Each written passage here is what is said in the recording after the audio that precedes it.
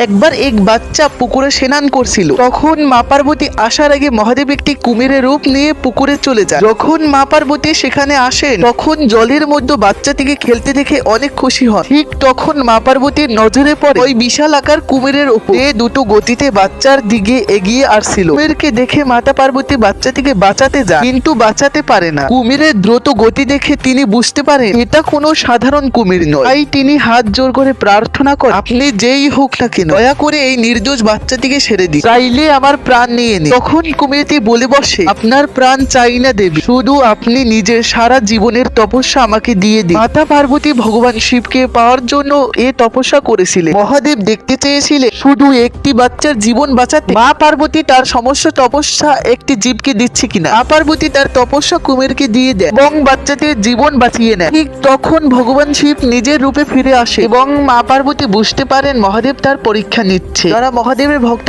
অবশ্যই হর হর মহাদেব কমেন্ট সেকশনে লিখতে ভুলবেন না।